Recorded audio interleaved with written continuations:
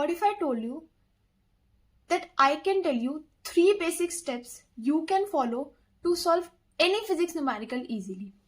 Hare Krishna everyone, I am Vanshika Sharma and welcome to Fruits TRS. So, you guys have been asking me lately that how to solve physics numericals. दीदी physics के numericals नहीं solve होते, बाकी सब तो ठीक है but physics नहीं हो पाती. हम बायो तो कर लेते हैं बट फिजिक्स के न्यूमेरिकल्स ही हैं जो हमसे बिल्कुल सॉल्व नहीं होते. This is the most commonly asked question by NEET students, क्योंकि फिजिक्स का डर तो नीट के स्टूडेंट में होता है, ये तो सबको पता है. But trust me guys, physics इतनी डिफिकल्ट नहीं है जितना हम उसको बना देते हैं.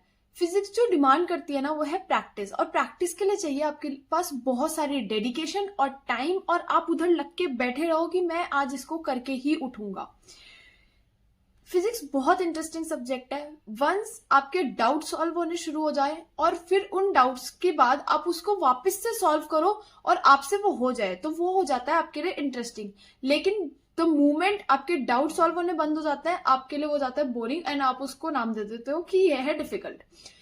नीट में फिजिक्स बहुत बेसिक आती है. आप अच्छे से फॉर्मूले याद करो, आप अच्छे से चैप्टर्स के कॉन्सेप्ट समझ लो, द बेसिक कॉन्सेप्ट. आपको डीप नॉलेज की जरूरत नहीं है. आप नीट के स्टूडेंट्स हो तो आपको समझना चाहिए कि आपका पेपर क्या डिमांड कर रहा है, और आपका पेपर डिमांड करता है बेसिक फिजिक्स. बेसिक फिजिक्स का सिंपल सा मतलब है कि आपके कॉन्सेप्ट्स क्लियर होने चाहिए, बाकी आपको बहुत ज्यादा डिटेल में जाने की जरूरत नहीं होती है. फिजिक्स, सबसे पहले तो आप ये समझो कि फिजिक्स इजी होती है. आपके अंदर सिर्फ फिजिक्स का एक डर है जो उसको डिफिकल्ट बनाए रखता है, आपको उस बुक को छूने से, उस बुक तक अप्रोच करने से ही रोक के रखता है कि हम उस तक जा ही नहीं पाते हैं. बहुत ज्यादा टाइम ना लेते हुए let's get into the video जिसके लिए आप इधर आए हो. Here are the 3 steps you can follow so that आपके न्यूमेरिकल्स बनने लग जाएंगे. फर्स्ट स्टेप 1 की अगर हम बात करें, सबसे पहले स्टडी द चैप्टर को ध्यान से पढ़ो, उसके लेक्चर्स देखो, उनको कंप्लीट करो, बीच में मत छोड़ो, उनके कॉन्सेप्ट्स को समझो, क्योंकि फिजिक्स में एक बहुत छोटा सा कॉन्सेप्ट भी एक बहुत बड़े न्यूमेरिकल को सॉल्व करवा सकता है. एक वर्ड बीच में आ जाएगा जिससे आपको पता चलेगा कि इस क्वेश्चन में ये होना है, तो उस कॉन्सेप्ट को समझना बहुत ज्यादा जरूरी है. वो कॉन्सेप्ट आपको वीडियो लेक्चर्स में मिलेगा, तो वीडियो लेक्चर्स स्किप नहीं करने हैं, बिल्कुल नहीं करने हैं, अच्छे से सारे लेक्चर्स देखने हैं. Then we'll move to the next second step, that is understand the concept. जितने भी कॉन्सेप्ट उसमें है उसको अच्छे से समझो, पढ़ो और याद करो. Yes, you heard me right. याद करो. फिजिक्स में याद करना पड़ता है. अगर आपको लग रहा है कि physics is all about solving the numericals, नहीं, ऐसा नहीं होता है. उसमें भी याद रखना पड़ता है क्या, नॉन फैक्ट्स, कॉन्सेप्ट्स. जब तक आपको ये याद नहीं होंगे, facts, concepts and your formulas जो भी गिवन है, उस वो जो भी रिलेटेड है उस चैप्टर से, तो आप न्यूमेरिकल सॉल्व करोगे कैसे? नहीं होगा. सबसे मेजर प्रॉब्लम, सबसे बेसिक प्रॉब्लम जो बच्चे फिजिक्स के लिए करते हैं, trust me guys, believe me, सबसे बेसिक प्रॉब्लम है ये कि उनको लगता है कि इसमें कुछ याद करने का नहीं है. नहीं, फिजिक्स में बहुत कुछ याद करने का. आपको कॉन्सेप्ट याद रखने हैं, उनको कहानी की फॉर्म में याद करो, कुछ भी करो, लेकिन वो आपको याद रहने चाहिए, सो दैट क्वेश्चन सॉल्व करते टाइम आपको तुरंत क्लिक करे कि यार ये वो वाला कॉन्सेप्ट है, मुझे यहां से इसको रिलेट करना है. Third, prepare good notes. अपने हैंड रिटन नोट्स बनाओ, पीडीएफ्स पे रिलाय मत करो. पीडीएफ्स मिल जाती हैं, इजीली अवेलेबल होती हैं, आपके लिए बहुत ही ज्यादा आसानी से वो ये हो जाता है कि मेरे को कुछ करना ही नहीं पड़ा. नहीं, अपने हैंड रिटन नोट्स बनाओ, आपको उससे बहुत हेल्प मिलती है. आप एक बारी लेक्चर सुनते हो, फिर उसको लिखते हो, फिर उसको पढ़ते हो, 3 बारी तो यही रिकॉल हो गई वो चीज. जब आप लिख रहे होते हो तो आपके माइंड का और हैंड का कोऑर्डिनेशन बना हुआ होता है, जिसकी वजह से आपको चीजें याद रखने में बहुत आसानी हो जाती है.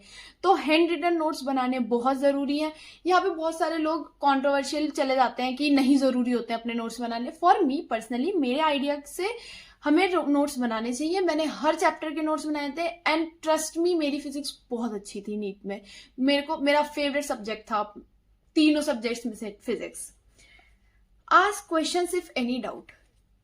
क्वेश्चंस पूछना बहुत इंपॉर्टेंट है. आप क्वेश्चंस नहीं पूछोगे, आपके डाउट सॉल्व नहीं होंगे, वहां आपका डिसइंटरेस्ट हो जाएगा, आप दोबारा उस सब्जेक्ट की तरफ जाओगे नहीं और वो सब्जेक्ट डिफिकल्ट हो जाएगा क्योंकि उसका बैकलॉग हो चुका है. तो क्वेश्चन सॉल्व करवाओ, अपने डाउट सॉल्व करवाओ. जब आपके डाउट सॉल्व होने लगता है तो वो इंटरेस्टिंग अपने आप ही हो जाता है सब्जेक्ट, उसमें आपको फिर कुछ करने की जरूरत नहीं पड़ती है. ठीक है, दिस इज द स्टेप 1, ये आपको फॉलो करना है. Then moving to the step 2, look for the solved examples.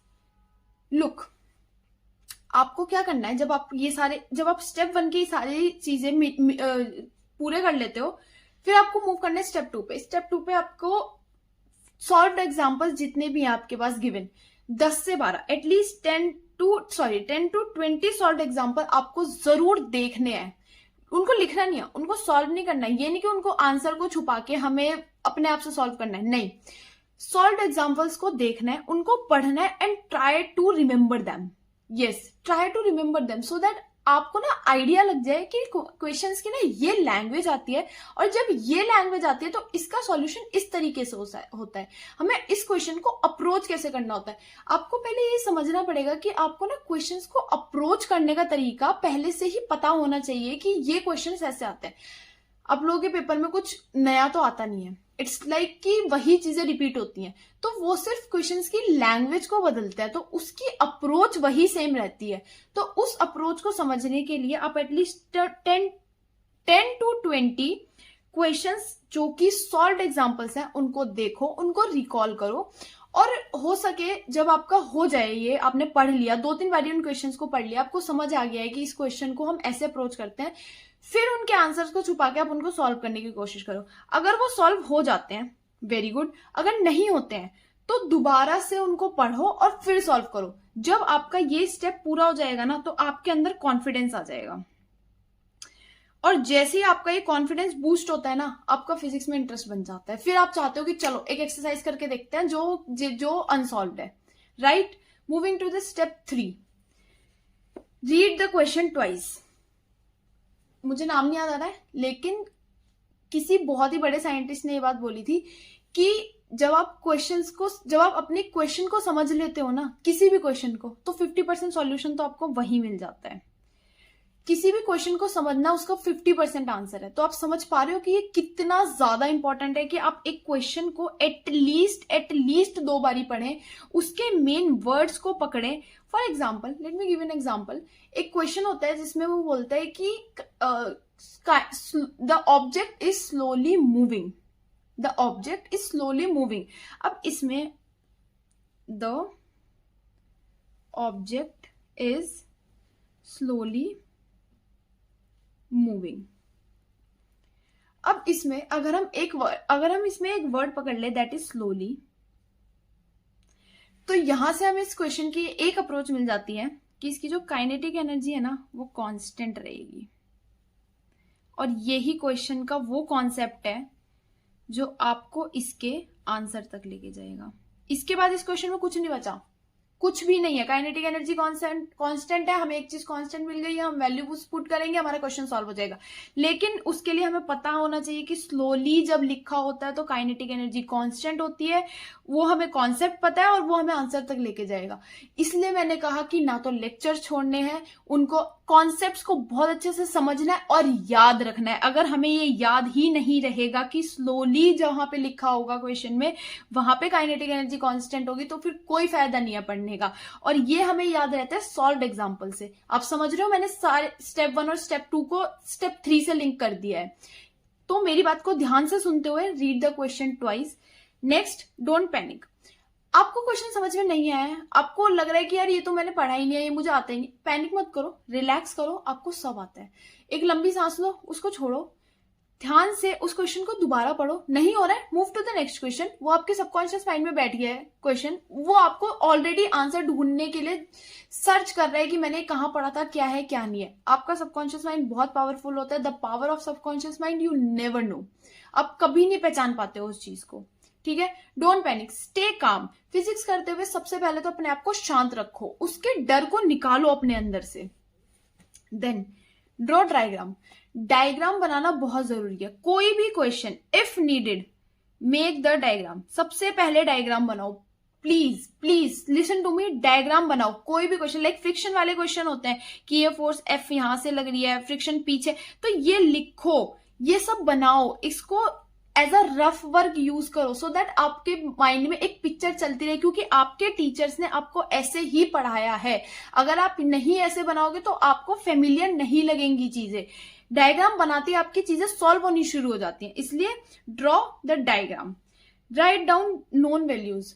जो भी क्वेश्चन है आपको गिवन है, उसमें आपको मान लो फोर्स की वैल्यू गिवन है 50 न्यूटन, उसको लिख लो F is equal to 50 newton, ताकि आपको ना बारी बारी क्वेश्चन पे ना जाना पड़े कि क्वेश्चन जो है वो मतलब उसमें क्या लिखा हुआ है, क्या वैल्यू गिवन है। आपने ये लिख लिया साइड में, थोड़ा रफ वर्क बना लिया कि force is equal to 50 newton या फ्रिक्शन इज इक्वल टू 10, ये सब आपने लिख लिया, लिमिटिंग फ्रिक्शन।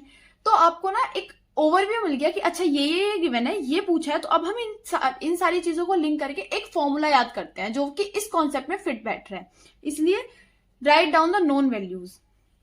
देन सबसे important, I marked star here already, convert every value in same unit. बहुत बच्चे पेपर में ये गलती करके आते हैं, आंसर्स केजी में है, हमने ग्राम में निकाला, और वो ऑप्शन ABCD में आपको ग्राम में आंसर देंगे।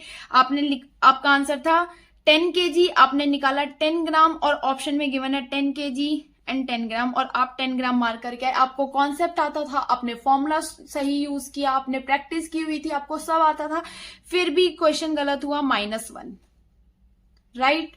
इस वजह से सबसे पहले सब कुछ छोड़ के एक बेसिक यूनिट पकड़ के convert every value in same unit. Please please please सबसे पहले आपको यही करना है कि जो भी आपने यहां से नॉन वैल्यूज जो लिखी हैं, अगर वो सारी की सारी एक सेम कॉमन SI यूनिट में नहीं है, उनको कन्वर्ट करो, then move to the next step, that is identify the concept.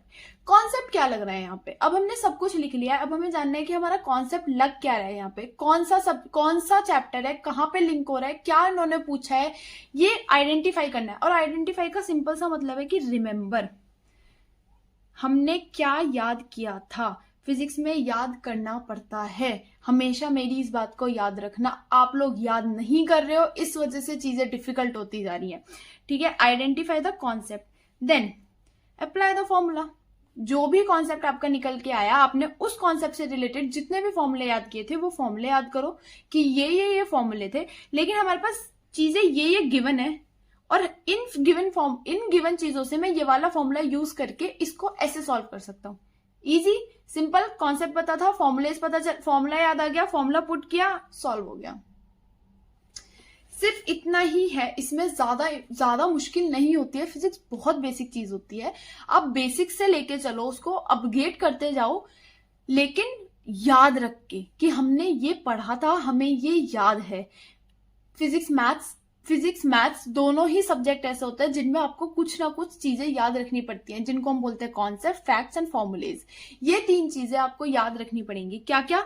CFF, concept, facts and formulas. हमेशा इन चीजों को, ये फॉर्मूला अपनी जिंदगी में लगा लो, इसको ना याद रख लो कि कॉन्सेप्ट, फैक्ट्स एंड फॉर्मूलाज, ये 3 चीजें हमें फिजिक्स में याद रखनी है। फिजिक्स के लिए रिमेम्बरेंस में 3 चीजें हैं, concept, facts and formulas, right. इसके बाद भी अगर आपके क्वेश्चन सॉल्व नहीं होते हैं, please let me know in the comment box below, and remember that fall in love with some activity and do it. Nobody ever figures out what life is all about. कोई भी ऐसी चीज जिसको आपको, जो भी आपको पसंद है, उसको करो और उसके प्यार में पड़ जाओ। फिजिक्स, केमिस्ट्री, बायोलॉजी आपको बहुत पसंद है, आप ऑलरेडी करते रहते हो, उसको पूरा दिन वही पढ़ते रहते हो फिजिक्स को नेग्लेक्ट करके, but once you start doing physics with your whole heart, वो आपके लिए इंटरेस्टिंग बन जाती है। So apply these things, solve your examples, solve your exercise, and let me know in the comment section that आपने कर दिया, आपसे क्वेश्चन सॉल्व हो रहे हैं। So thank you so much, this is for it, and keep hustling, keep studying guys.